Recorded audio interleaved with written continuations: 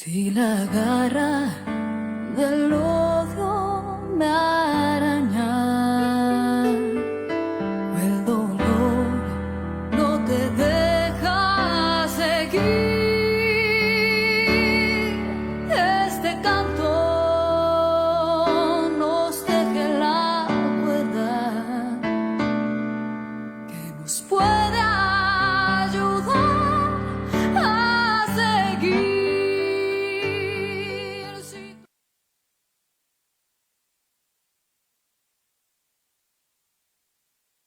Muy buenas noches, buenos días, buenas tardes, dependiendo de dónde nos estén sintonizando, por aquí por el canal de Radio Numancia de Facebook Live y mañana domingo a partir de las 11 por el canal de YouTube de Radio Numancia. Me da mucho gusto darles la bienvenida a esta última emisión de 2020 de su programa Desde la Raíz. Y pues con mucho beneplácito saludo a mi queridísimo colega desde México hasta Bolivia, Fernando Valdivia. ¿Qué tal, Fernando? Qué encantada de que estés aquí con nosotros en esta última edición de Desde la Raíz. Buenas noches a todos ustedes. Para mí un privilegio, una gran alegría haber compartido todo este ciclo con ustedes este año y con la esperanza de que el próximo año pues podamos renovar estas transmisiones y aportar siempre desde Bolivia con un granito de arena. Definitivamente, por nosotros no va a quedar. Tú sabes que pues somos cotitulares de este programa, ¿no? Entonces hay toda la voluntad y yo creo que por parte de Frauke y de Jesús, que muy generosamente nos han acogido en su radio, en su canal de radio, y pues siempre muy agradecidos, ¿no? Vamos a esperar, ojalá se pueda conectar también Ricardo Sayavedra, porque vamos a hacer un recorrido, Fernando, por todo lo que ha sido el papel de los medios, tanto convencionales como alternativos, en todo el quehacer político, social, toda la actividad que pertenece pues a las sociedades, a los pueblos, ¿no? Y prácticamente pues también tendríamos que enfocar los medios desde un ángulo digamos, muy realista, porque hay quienes dicen que los que hacemos el periodismo en sus diferentes especialidades, ¿no? Pues sabes que hay reportaje, eh, digamos, análisis, hay editorial, hay articulistas, en fin, tiene muchas, pero los que hacemos el periodismo, se dice que debemos de ser imparciales, que debemos de ser objetivos. Y hay un poquito de, digamos, una indefinición realmente de qué es lo que eso significa. Y también qué tan independientes son los medios que se dicen que son independientes en este universo donde el quehacer periodístico ha estado muy controlado por grandes consorcios que son los dueños de los grandes medios, ¿no? Y están los alternativos que también se venden como independientes, pero no lo sé, Fernando. Vamos a analizar todos estos cualidades que dicen que debemos tener los que hacemos el periodismo. ¿Cómo ves, Fernando? Bueno, yo quisiera aprovecharme de este hecho de que es nuestro último programa del año para empezar con un chiste que circuló en Bolivia respecto a esto de los medios de comunicación social. Y si me lo permites, Pati, lo cuento muy rapidito, lo que verdaderamente desarrollaron los medios de comunicación. Bueno, dice el chiste que se reunieron Ronald Reagan y Evo Morales en las orillas del lago Titicaca para dirimir un poco sus diferencias. Y cuentan que se subieron a una balsita de estas de totora. La totora, no sé si la conocen ustedes, es una planta acuática que sirve justamente para hacer estas embarcaciones desde épocas precoloniales. Se subieron a esa barquita y en lo que estaban navegando y conversando, con toda la prensa que estaba en la orilla del lago viéndolos y filmando desde lejos, etcétera, a Ronald Reagan se le cae el sombrero al agua. E intenta agarrarlo y no puede, y entonces Evo Morales lo tranquiliza, le dice que no se preocupe, se levanta y empieza a caminar sobre el agua Evo Morales, y se acerca al sombrero, lo recoge y vuelve caminando sobre las aguas, ¿no? Entonces cuenta el chiste que la noticia circuló pues por todo el mundo, ¿no? Mostrando la hazaña del presidente boliviano que había caminado sobre las aguas. Pero todos los medios de comunicación en Bolivia titularon de la siguiente manera el hecho: vergüenza para Bolivia, Evo Morales no sabe nadar.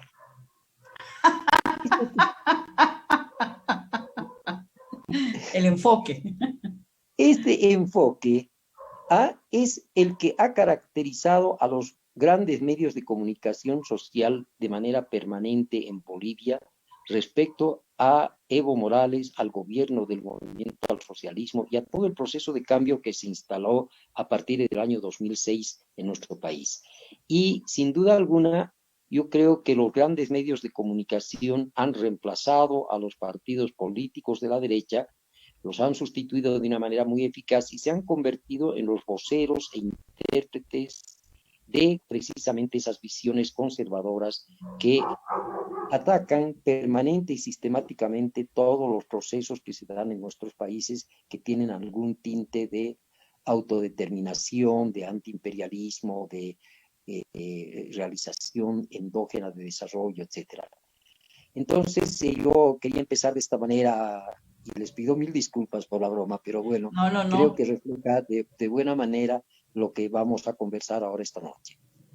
Lo retrata con mucha fidelidad, definitivamente, porque aquí en México ha ocurrido algo semejante que lo que les pasó en Bolivia, que lo que les pasó en Chile, que lo que pasa absolutamente en todo el mundo. Es decir, el problema que yo veo en el ejercicio del periodístico, de una actividad que es muy noble, que es la de informar, porque los seres humanos tomamos nuestras decisiones con base en la información. Sin información no podemos tomar buenas decisiones, sin una información adecuada, verídica, apegada a los hechos.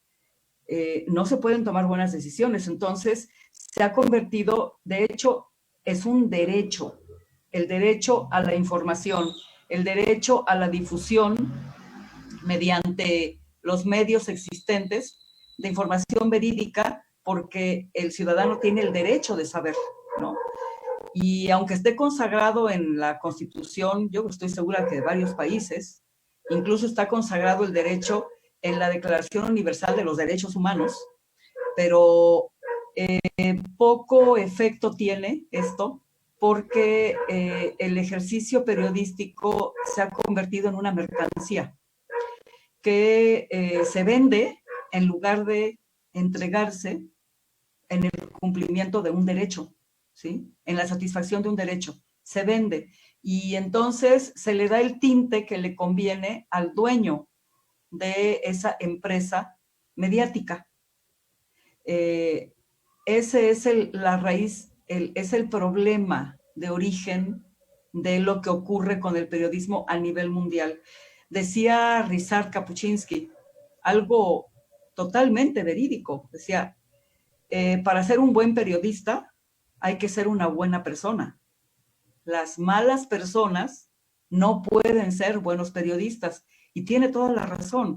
Debes tener muy claro la ética con la que tú debes ejercer esa, digamos, información. Incluso si eres un analista, también es necesario tener muy firme una absoluta honestidad intelectual, porque no sé si te pase lo mismo, pero yo me he percatado, incluso en aquellos periodistas que se venden como progresistas, como independientes, como alternativos, que lo que muchas veces buscan es quedar bien, ser políticamente correctos, decir lo que su auditorio o lo que X auditorio espera escuchar para que les den manita para arriba.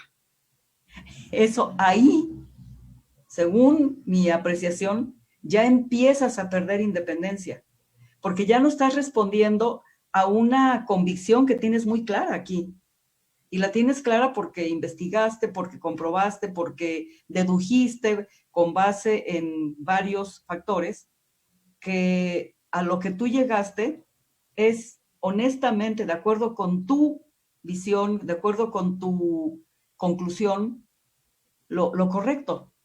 No digo que tengas la verdad en la boca para nada. Lo que estoy diciendo es que a veces perdemos la honestidad intelectual y nos vamos por decir lo que le va a parecer bien al internauta, al que nos está escuchando por los medios digitales, que son ahora los que se venden como más independientes y más alternativos a lo que ya existía. No sé si te pasa eso. Sí, efectivamente, creo que este es un problema que se presenta para todo quien desarrolla el trabajo periodístico. Bien lo señalas tú, ¿no? Hay formas abiertas de venderse al mejor postor, pero también hay formas sutiles que te llevan a esa misma posición. Y como tú bien señalas, lo que en realidad debería determinar la conducta de un periodista es la ética con la cual enfoca su trabajo y lo entrega a los demás. Yo creo que en ese sentido tenemos pues muchísimos ejemplos en América Latina, tenemos ejemplos extraordinariamente emblemáticos. Yo siempre me pongo a pensar, por ejemplo, en qué momento dejó de ser un hombre, ¿qué te puedo decir? Un hombre entregado a la verdad como periodista, Mario Vargas Llosa. Dicen Uf, muchos que fue cuando fue derrotado en Perú por un outsider como fue Fujimori, y que eso lo llevó, digamos, en brazos a los brazos de la gran prensa conservadora y donde vendió su pluma. Creo que ese es el caso más emblemático que tenemos en América Latina, pienso yo, pero que refleja la situación de muchos periodistas que, llegado un momento, venden su pluma o venden ya su micrófono, sus imágenes, con la finalidad de percibir alguna ventaja individual y de esa manera traicionar sus ideales. Y pienso que eso es justamente la ruptura con la ética que es lo que debemos cuidar como periodistas. sí, el caso de Mario Vargas Llosa es muy emblemático, ¿eh? Es muy emblemático de lo que le puede pasar a una persona que alcanza mucha fama, que es talentoso el hombre, pero que ocurre algo que hace tambalear sus convicciones. Y entonces, así como si lo voltearan al revés, o sea, se vuelve en contra de lo que antes defendía. Es impresionante. Y aquí voy a abordar otro tema. Yo creo que hay una confusión en algunos comunicadores que piensan que los que ejercemos el periodismo no debemos tener convicciones políticas. Yo creo que eso es un absurdo. Yo creo que el hecho de que tú te dediques a comunicar no implica, el hecho de que tú seas apegado a los hechos que vas a transmitir o que vas a comentar o que vas a analizar, no quiere decir que para que tú seas ético debas renunciar a una convicción ideológica. Voy más allá. Yo creo que una persona sin convicción ideológica, pues francamente no sabría cómo describirla. O sea, si no tienes tú una convicción ideológica, ¿cómo ejerces una ciudadanía, no? Si no, si no tienes una base de dónde partir para decir, me parece que esto es incorrecto, me parece que esto es correcto, me parece que esto es injusto. Yo creo que para ser un buen ciudadano de mayoría de edad, independientemente de la ocupación a la que te dediques, debes tener una convicción ideológica, la que te parezca la más ética, la que te parezca que refleja de la mejor manera la forma como tú concibes el mundo. Entonces hay también esa otra, una especie como de confusión en varios comunicadores que dicen, no, yo no soy ni de izquierda, ni de derecha, ni de nada. Simplemente así garantizo mi buen periodismo.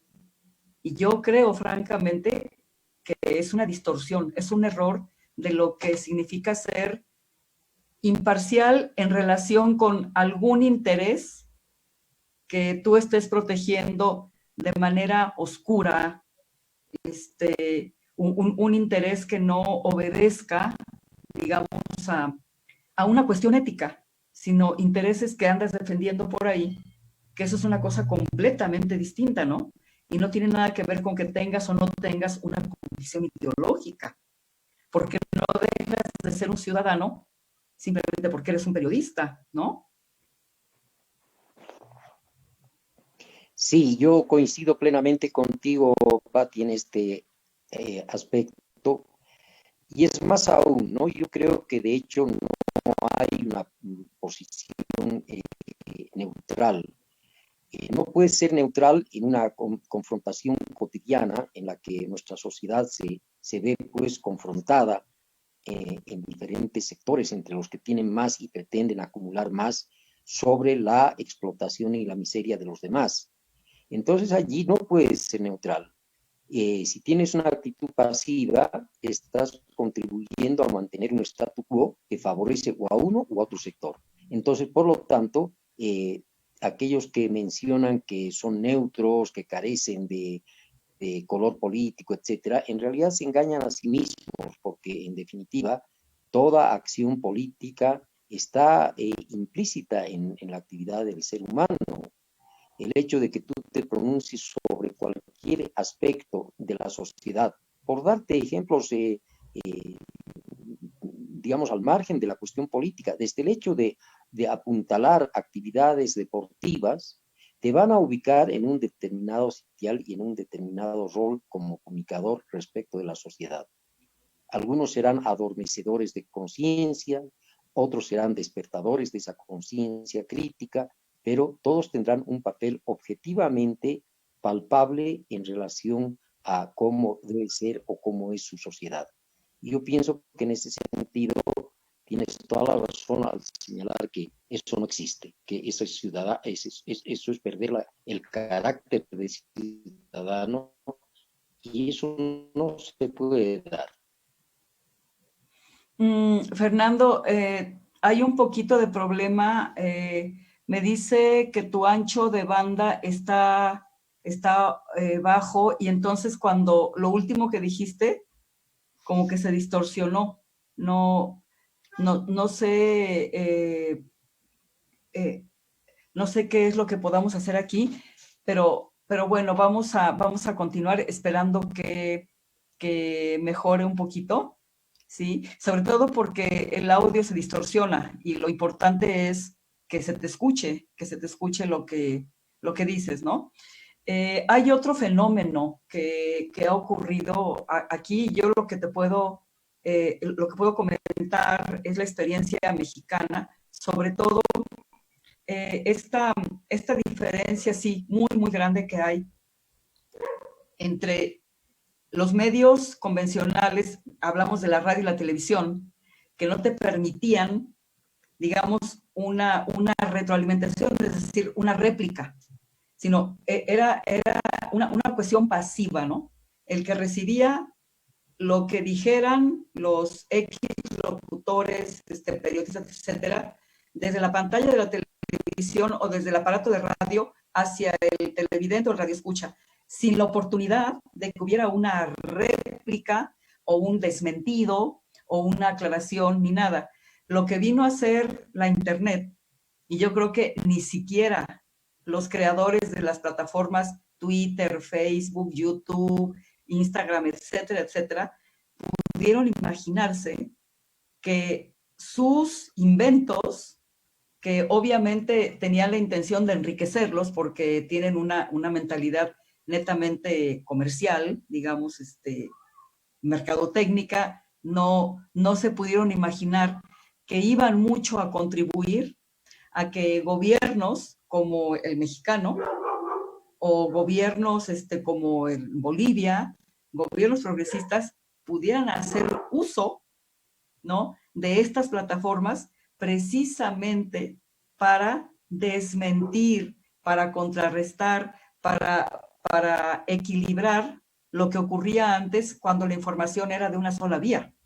De allá para acá, pero de acá para allá no había oportunidad de, digamos, de los desmentidos o de las explicaciones, ¿no? Entonces, el presidente mexicano les dice las benditas redes sociales porque jugaron un papel muy relevante pues, en la campaña que hizo el presidente López Obrador y que le generó una gran cantidad, digamos, no solamente de seguidores que los tenía, pero se pudieron tejer redes de apoyo, redes de promoción, redes de desmentido, de defensa, etcétera, etcétera, que influyeron en mucho, y siguen jugando un papel sumamente relevante en el quehacer del presidente mexicano.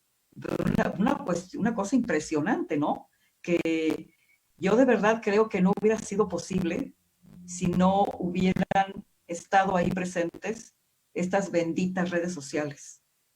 Fernando, es un fenómeno de verdad impresionante, aunque ya al principio dijimos que hay muchos medios alternativos que se venden como alternativos, pero que no tienen una completa, digamos, ¿cómo te explico? Una completa independencia. Por ejemplo, en YouTube. O sea, YouTube monetiza, ¿no? Entre más manitas para arriba tengas, te garantiza el ingreso. Y ahí empiezas a perder independencia, Fernando. Es lo que yo siempre estoy diciendo. Empiezas a perder independencia porque tu interés ya no es la entrega de una información así, como debe ir, ¿no? Sino que ahora tu interés es generar manitas likes, ¿no? Manitas para arriba que te van a generar ganancias. Ahí ya se perdió, digamos, esa libertad, esa independencia de la que muchos creen que gozan cuando realmente no es así. No sé cuál sea tu impresión. Yo creo que el problema es complejo al respecto, ¿no? Porque si bien las redes sociales hoy en día han facilitado enormemente una democratización de medios alternativos de comunicación, también estas empiezan a ser utilizadas precisamente por quienes defienden el statu quo y tienen intereses creados. Yo creo que la historia de la comunicación, en principio, los medios efectivamente inducían o cambiaban la conducta y la percepción de las personas a través de sus mensajes. Pero luego la gente empezó a darse cuenta que eso no era tan así, y por lo tanto empezó a cuestionar los mensajes que les llegaban a través de los grandes medios, y estos optaron por una táctica muy sutil. Ya no te decían cómo debías pensar, pero sí te decían siempre en qué debías pensar. Y yo creo que este fue un cambio cualitativo muy interesante, porque de repente estábamos envueltos en polémicas baladíes que no tenían sentido, pero que nos apasionaban, y nadie sabía por qué había resultado tan interesante una discusión de algo que a nadie le interesaba, o que en definitiva no debería interesarle a la sociedad. En el caso de las redes sociales, estas cuestiones se han ido complicando y simplificando. Simplificando en el sentido de que hoy en día es posible, con un poco de esfuerzo y dedicación, crear un medio de comunicación alternativo que puede ir ganando influencia, puede tener un prestigio periodístico ganado, y eso le va a dar obviamente una audiencia.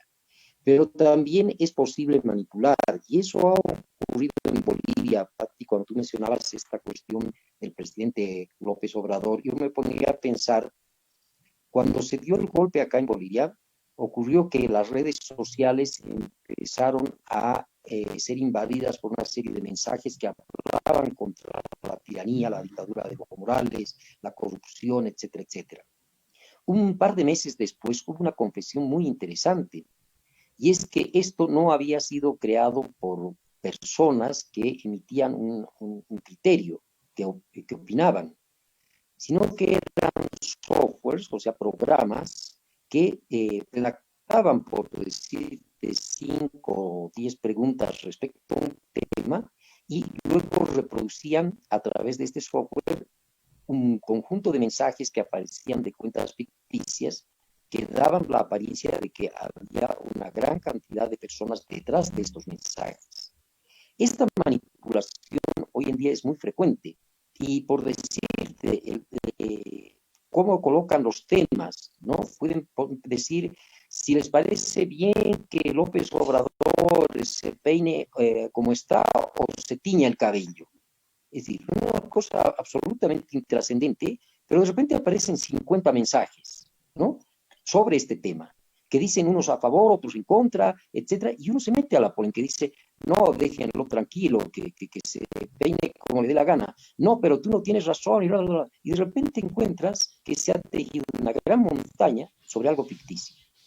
¿Quién promueve todo esto? Es obviamente alguien que está interesado en desviar el curso del debate verdadero, que es la suerte, el destino de un país, de una nación.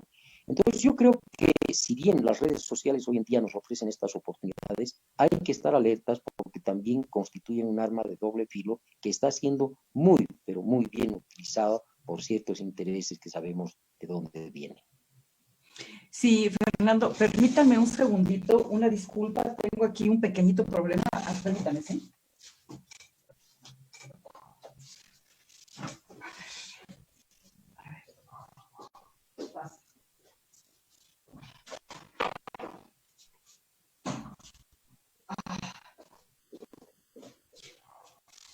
Qué barbaridad. Eso de tener mascotitas. Las mascotitas no entienden de programas de radio ni nada, ¿no? Bueno, una gran disculpa. Sí, fíjate que son muy sutiles y son muy astutos, porque enredan, tocaste un punto que es importantísimo, ¿eh? Y la gente no se percata de eso. Enredan a la gente en cuestiones banales. O sea, que si yo dije, que si él dijo, pero no dijo, y sí dijo, y entonces este individuo, por ejemplo, que obviamente es un detractor y que dice cualquier necedad sin ningún fundamento, simplemente lo suelta algo totalmente intrascendente, ¿no? O sea, como no tenía amarrados los zapatos o tenía polvo y puras cosas, o sea, pero lo más lamentable es que muchos defensores del presidente, que además yo digo, pues no requiere que lo defiendan, o sea, una persona con esa estatura moral, con esa solidez política, pues no requiere que lo estés defendiendo de tonteras, ¿no? Simplemente no, pero lo que sucede es que tú mismo estás promoviendo a ese detractorcillo, y lo digo detractorcillo porque se fijan en necedades, que si el botón estaba, que si el traje, que cosas así de ese, y tú lo estás promoviendo y promoviendo. No, o sea, cuando dices, a ver, no te metas ahí. No, hay cosas realmente de fondo que tenemos que estar analizando y tenemos que estar investigando y nos tenemos que estar metiendo para realmente contribuir como ciudadanos a la tarea de gobernar, porque el cambio que se está dando, que se da en gobiernos como el boliviano, como el mexicano, con este tinte completamente democrático, realmente democrático, que busca involucrar, que la ciudadanía se meta en la tarea de gobernar directo, porque es una democracia totalmente participativa. Lo que se requiere es que uno reflexione, que uno realmente analice a profundidad qué es lo que sucede y no convertirse en un defensor de una figura que no requiere defensa contra esas tonterías, ¿no? Sino que necesitamos realmente convertirnos en cogobernantes, que es lo que yo he visto que el presidente mexicano promueve con mucha fuerza, ¿no? Y asumo que el presidente boliviano también, porque básicamente llegaron con un impulso popular muy fuerte, muy, muy fuerte, ¿no? Entonces, aquí también estos medios digitales, estas redes, entran en esos juegos, pero tendríamos que darnos cuenta de que también nos están manipulando. Fíjate. Efectivamente, de eso se trata, ¿no? De cómo podemos nosotros contribuir a que la gente no sea manipulada. Y yo creo que la mejor forma es precisamente la multiplicación de este tipo de experiencias, dándole a la gente diversas ópticas respecto a un tema, ¿no? Y que eso permita generar una conciencia, creer a pie juntillas lo que dicen los grandes medios de comunicación de manera permanente y sistemática. Yo creo que en ese sentido, toda persona tiene una gran capacidad de aprendizaje y un aprendizaje muy, pero muy, muy rápido. Yo pienso que eso es lo que se ha venido dando en nuestros países justamente para utilizar de manera eficaz y crítica esto, porque como bien tú dices, esto permite también una retroalimentación inmediata, ¿no? Tú puedes emitir una opinión y muy rápidamente existe una retroalimentación, una respuesta, ¿no? Un indicio de si están o no están sugiriendo. Y esto es válido, ¿no? Esto es muy válido porque genera, yo reitero, una conciencia crítica en la gente. Y hacia ello debemos apuntar diferentes fuentes de información.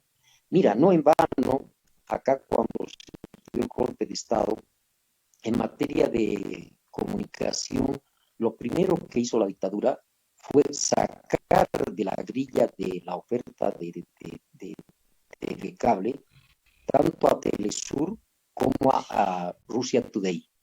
Las dos, digamos, agencias informativas que, ¿no? Y que permitían a cualquier persona indagar sobre diversos temas, tener una visión tanto de CNN como, por decirte, de Russia Today o de Telesur.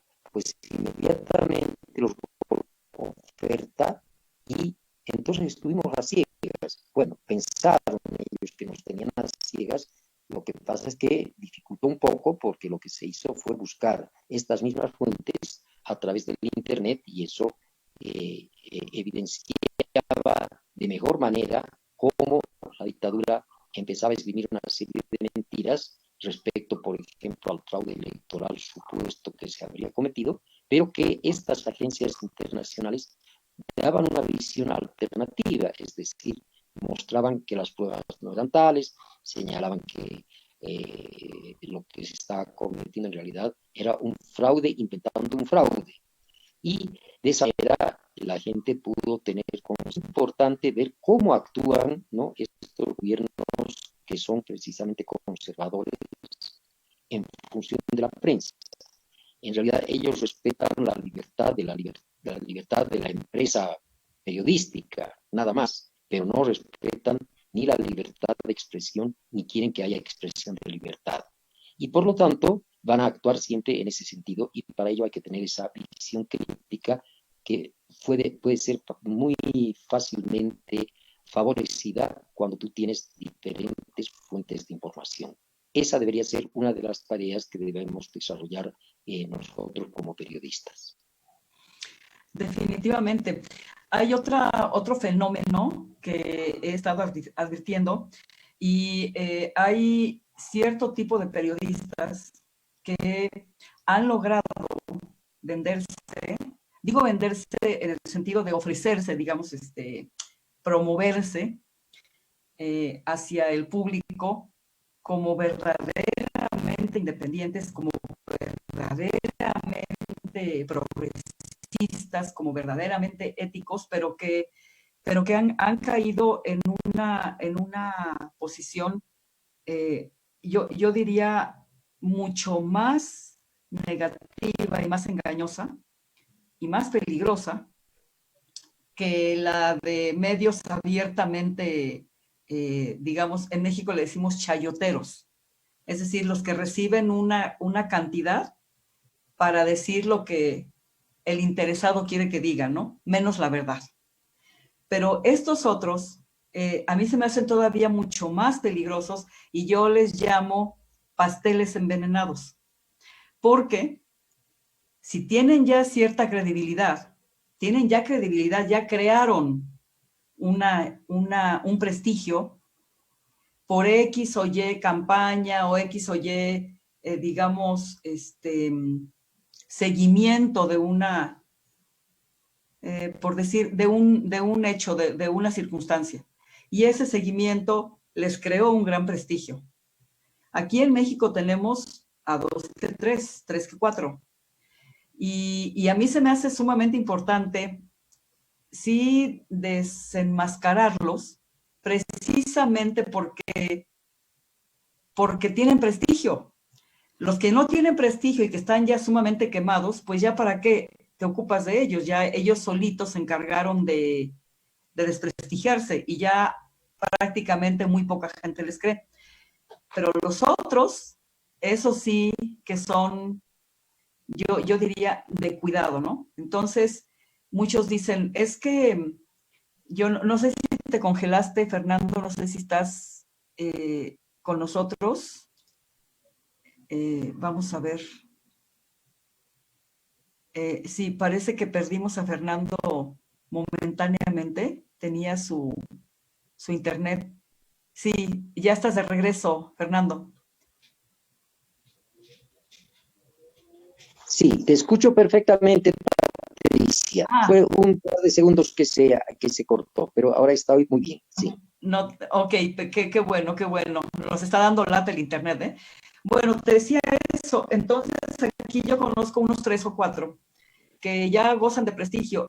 Y entonces, su excusa o digamos su fundamento es, yo voy a criticar al poder, porque hay que criticar al poder. Ah, caray. O sea, ¿vas a criticar al poder porque es el poder o lo vas a criticar porque está llevando a cabo cosas que faltan a la ética, de mal gobierno, que violan derechos? ¿Cuál es tu criterio? ¿Nada más porque está en el poder lo vas a criticar? Aunque el que está en el poder esté respondiendo y ejerciendo el poder para servir a la población, de todas maneras lo vas a criticar. Y entonces yo me quedo, digo, vaya criterio, ¿de qué se trata, no? Es una excusa para justificar que ya no son tan independientes o realmente están engañados con ese mantra, ¿no? Es que los periodistas debemos criticar al poder porque es el poder. Yo digo, qué barbaridad, qué clase de lógica es esa. Esos son los pasteles envenenados para mí, porque entonces, muy sutilmente, te van diciendo, no, es que esto está muy mal, es que cómo es posible. Y como la gente los percibe como realmente honestos, independientes, pues se traga la rebanada de pastel, o sea, un pastel muy rico por encima, pero que trae el veneno por dentro, ¿no? Te lo tragas completito. Eso para mí es mucho más riesgoso que un desfachatado que ya lo conoces, ¿no? Que es un vendido, que es un arrastrado, que ha venido viviendo del erario público y que dice lo que le ordenan que diga. Esos ya no son peligrosos, Fer. Esos ya, la gente ya se vacunó contra ellos, ¿no? No sé si hayas tenido esa... Yo sí los tengo aquí, los tengo muy identificados, ¿eh? Aquí en México los tengo muy identificados. A ver, adelante, Fer. Sí, sí, yo creo que es una experiencia que se repite en todos nuestros países. En Bolivia no faltan los de esta fauna, te podría decir, ¿no? Es decir, eh, personas que se dan de analistas, ¿viste? Que son muy serios, ¿no? Que son muy críticos, etcétera. Pero que lo que tú tienes que pensar en última instancia es si son funcionales a qué y a quién, ¿no? Y cuando encuentras la respuesta, pues es muy fácil rastrear por dónde viene la mano. Ahora, eso obviamente hay que tomarlo con mucho cuidado porque, como vos dices, previamente se han revestido de un gran prestigio y por lo tanto se vuelven incluso intocables, ¿no? ¿Cómo vas a criticar a este periodista? Que, oye, por favor, ¿no? Se nota que tú eres un caníbal, que tú eres directamente un fanático, que estás influenciado, que no tienes una visión imparcial. Y yo reitero, visiones imparciales no existen, existen visiones parciales. Estás con la verdad o estás contra ella, pero no puedes estar neutro frente a esa situación. ¿Mm? Y un hecho más relevante, Patricia, que creo que deberíamos mencionarlo en el programa a propósito de esto, ¿no? Es este artilugio que en la jerga periodística se ha empezado a conocer con el nombre de fake news, ¿no? Es decir, las mentiras falsas, ¿no? Yo recuerdo muy bien una de las primeras impresiones que yo tuve viendo la televisión, el día en que un secretario de Estado norteamericano mostraba en la televisión, en una gran cadena mundial, un frasquito donde lo exhibía como la evidencia de que Irak tenía armas químicas y que era importante destruir ese peligro contra la humanidad. Este general Powell eh, dijo que no iban a pedirle permiso a nadie, ni consentimiento a nadie para invadir ese país, porque tenían que defender a la humanidad y ese era su primer deber. Meses después, este general, no encontraron ni rastro de las famosas armas, declaró en la misma sede de las Naciones Unidas donde había declarado por primera vez sus disculpas, ¿no? Y que esto constituía, decía, una pequeña mancha en su uniforme. Caramba, una manchita que costó centenares de miles de muertos y el arrasamiento de un país. En Bolivia, Patti, nosotros tuvimos un caso que fue muy comentado, pero que yo creo que es emblemático por donde se lo vea.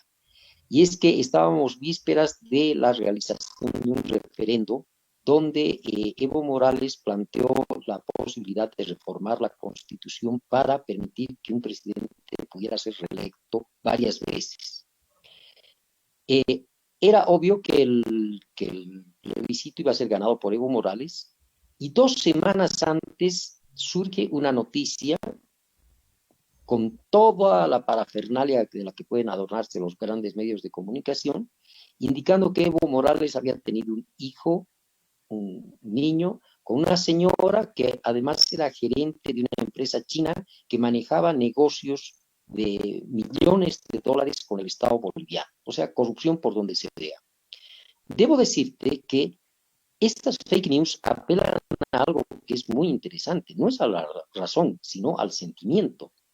Entonces yo trabajaba en ese tiempo en una empresa pública donde toda la gente que trabajaba en esta empresa era obviamente simpatizante de Evo Morales y del proceso de cambio, pero sobre todo las mujeres, ¿no? Todas las mujeres empezaron a reclamar y a decir que no volverían a votar jamás por Evo Morales, pero no por la cuestión de corrupción, sino porque cómo había dejado a un pobre niño sin apellido, cómo sería la vida de esa pobre madre con un padre que no quiso reconocer al niño, qué sería del pobre niñito en el colegio, le dará pensión, no le dará pensión, eso preocupaba a la gente. Eso, Pati, eso,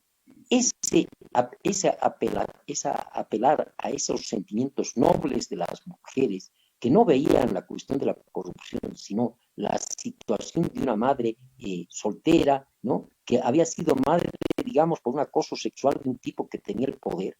Eso era inadmisible y esa gente votó en contra de Evo Morales.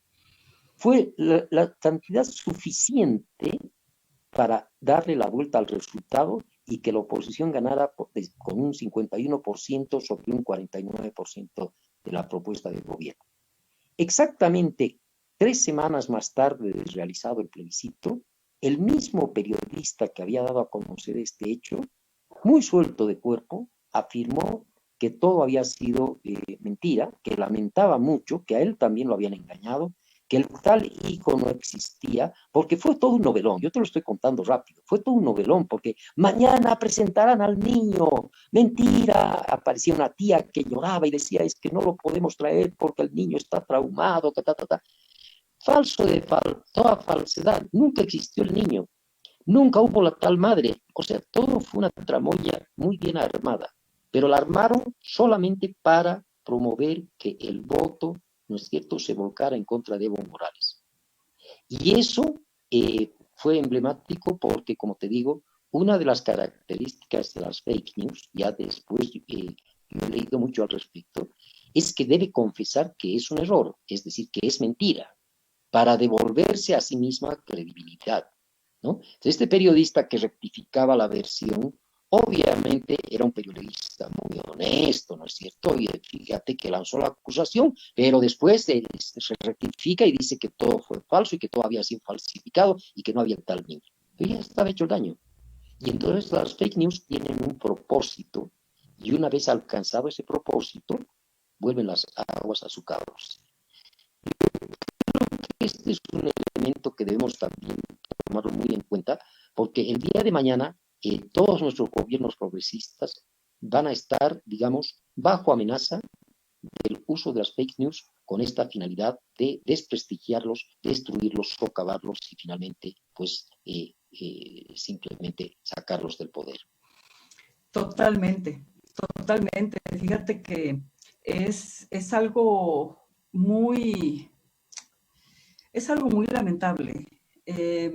Reconociendo que las sociedades en general han registrado un avance en cuanto a ya no dejarse manipular de manera tan grosera, tan burda como ocurría con los medios de una sola vía, de pura recepción de mentiras, ¿verdad? Aún reconociendo eso, falta mucho camino por recorrer. Porque si tú te pones a estudiar lo que ocurre en las redes, efectivamente nos dejamos dominar por la emoción y nos manejan por la emoción.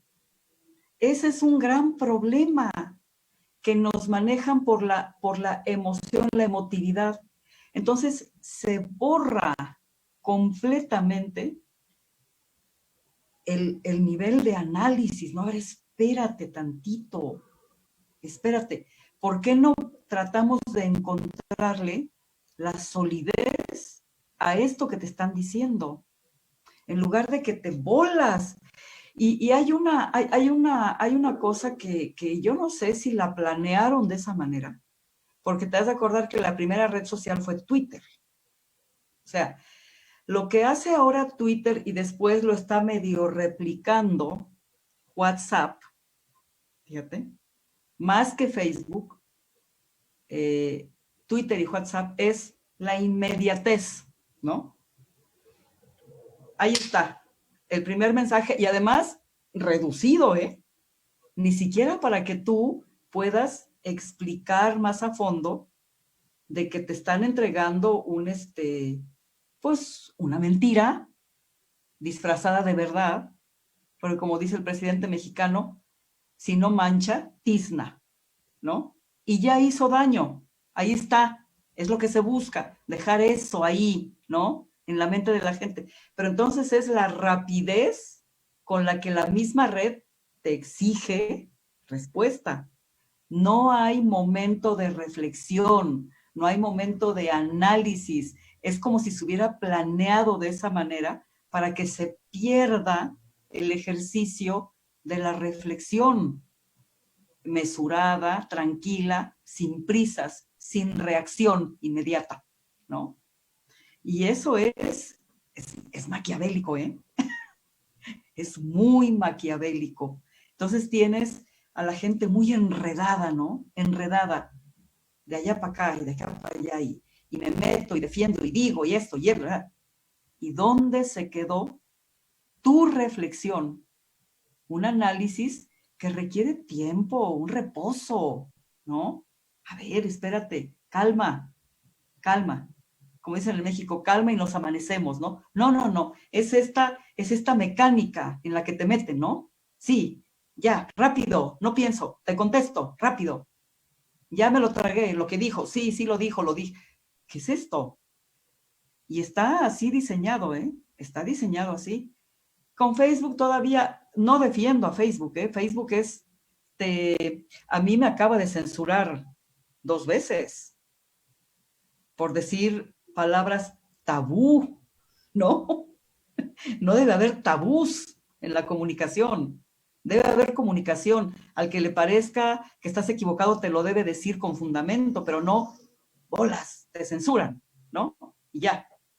Entonces Facebook es indefendible también, pero por lo menos tienes más espacio de expresión, espacio físico, ¿no? O sea, puedes escribir cuantas páginas quieras de una reflexión, pero Twitter no, ni tampoco WhatsApp sí, cuando lo pones como anexo, ¿no?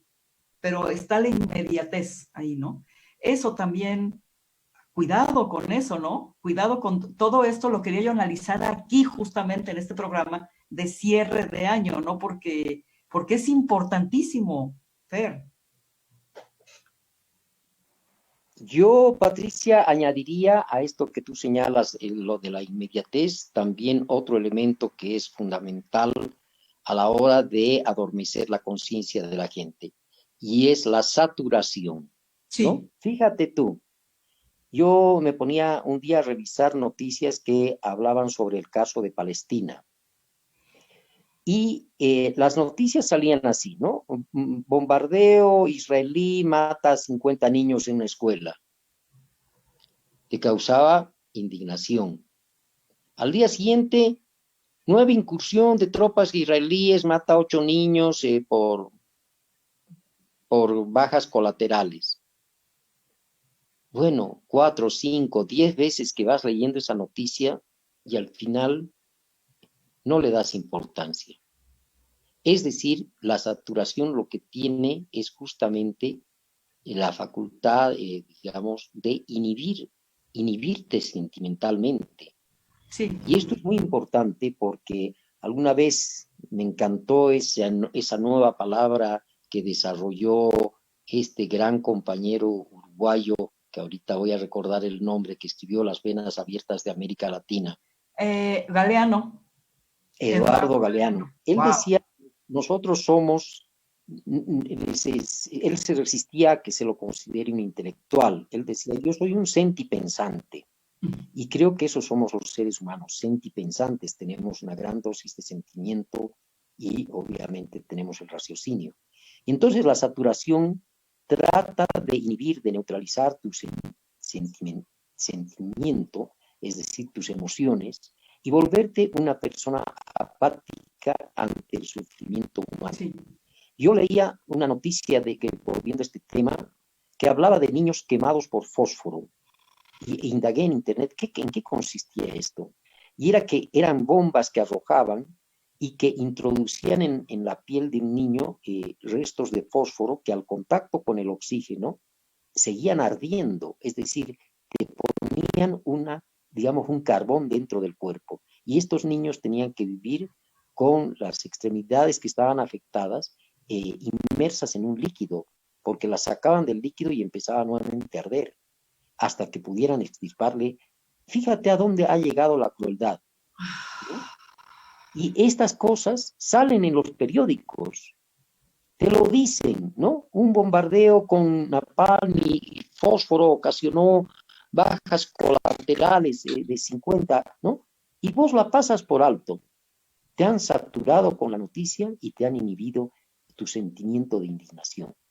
Entonces yo creo que junto con esto que tú señalabas, Pati, configura el cuadro de cómo la gran prensa o los medios de comunicación pueden manipular, pero también nos está dando la pauta de cómo la gente puede organizarse y puede desarrollar sus propios mecanismos de defensa para alcanzar precisamente una conciencia crítica que le permita discernir qué es lo bueno y qué es lo malo en esta vida y en esta sociedad. Definitivamente, te ponen exacerbadamente, o sea, hay una exacerbación para que la crueldad se te haga cotidiana. ¿Sí? Ya. Es un fenómeno muy parecido a lo que ocurre con los médicos. Es decir, es una cosa muy compleja. O sea, efectivamente un médico, para poder actuar con precisión, sobre todo un cirujano, sobre todo los cirujanos, tiene que actuar con precisión, porque si no actúan con precisión y si se dejan dominar por la emoción, pueden cometer errores fatales que le cuesten la vida a un ser humano.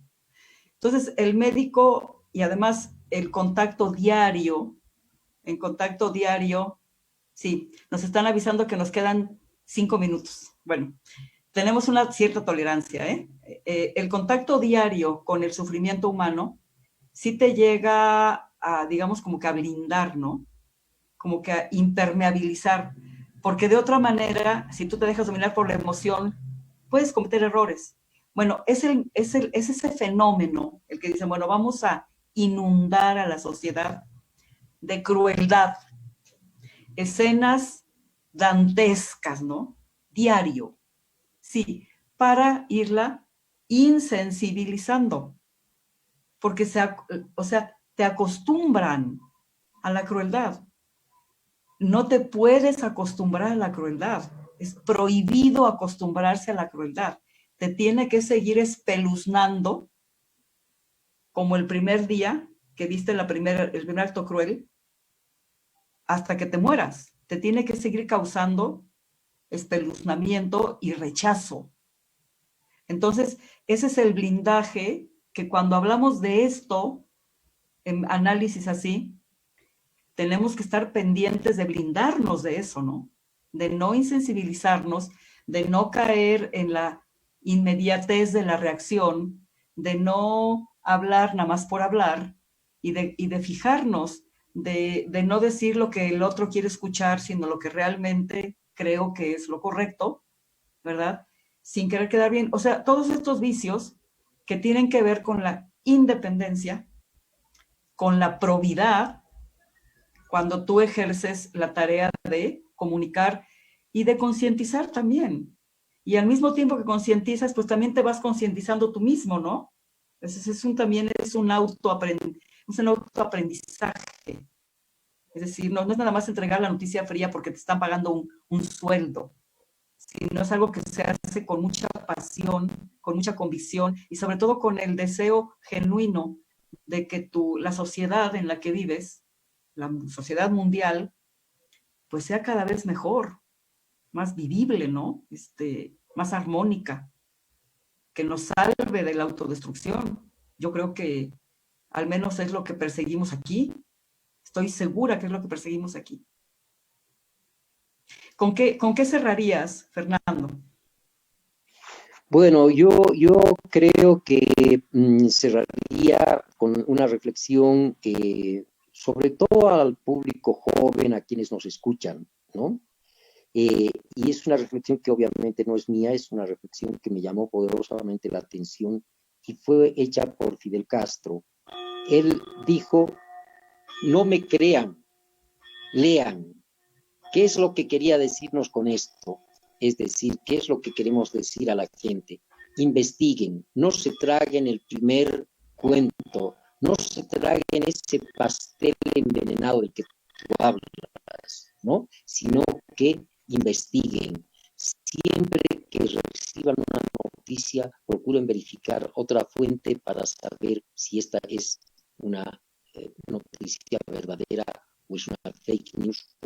El elemento de cierre para mí, provocar en la gente que nos escucha esa vocación de investigar y de indagar y de lo que hemos convenido en denominar una libre búsqueda de la verdad.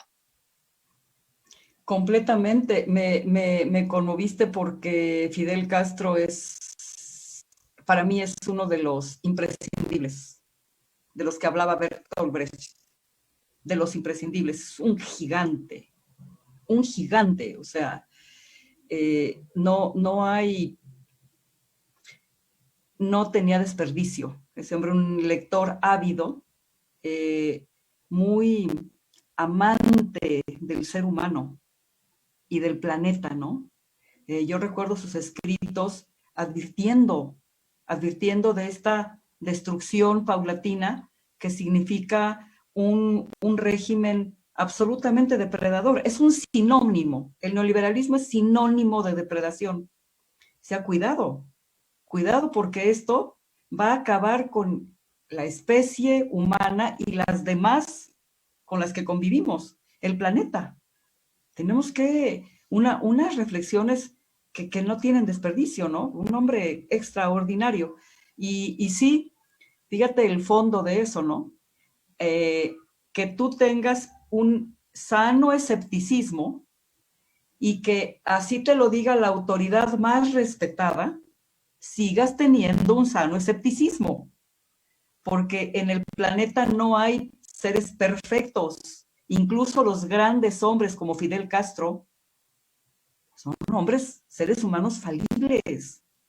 Entonces esa advertencia decía, no me crean, lean, pues vale oro, reflexiona. No me creas nada más porque soy yo, aunque me quieras mucho, aunque me admires, no. Reflexiona lo que te estoy diciendo, mastícalo, analízalo, y ya una vez que estés completamente seguro, entonces acéptalo. Pero mi papá decía, no se traguen lo primero que escuchen, no lo hagan, mantengan siempre un sano escepticismo. No lo crean porque lo dice la autoridad, no.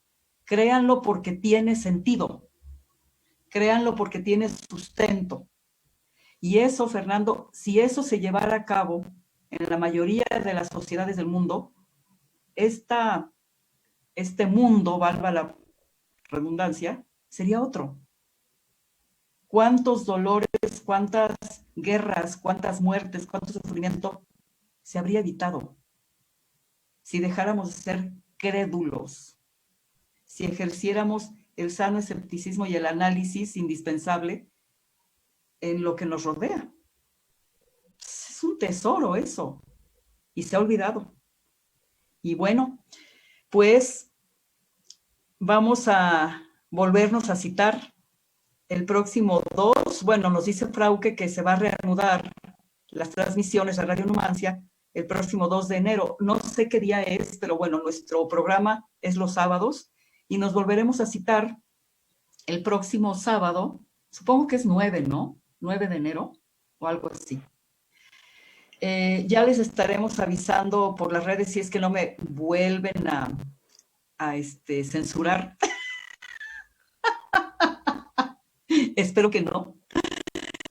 Pero Fernando, fue de verdad un privilegio. Fue un privilegio. Mi gatito ya me tiró los audífonos. En fin, fue un privilegio haber convivido contigo estos meses que llevamos de programa, y seguirá siendo un privilegio seguir contando con tu participación en este programa. Es un enriquecimiento inmenso, ¿no? No sabes cómo lo aprecio, cómo lo agradezco. Muchísimas gracias, de verdad. Bueno, gracias, Pati, el agradecido soy yo, y pues un abrazo de fin de año para ti, para Frauke, para todo el equipo, y muchas gracias por este espacio. Y el próximo año nos estamos viendo y vamos a seguir dando que hacer. Dando ¿ya? birra. Claro que Un sí. abrazo. Un abrazo a Bolivia, un abrazo a todos los compañeros, al pueblo boliviano, el pueblo heroico, maravilloso. Un abrazo muy fuerte para ti, Fernando, para tu familia, y un abrazo también para Jesús Carreón y Frauke Jonas. Gracias por su hospitalidad, gracias por el esfuerzo de apoyarnos, y a todos los que nos siguen, nos escuchan, un fuerte abrazo y sigamos arando. Muy, muy buenas noches. Que descansen.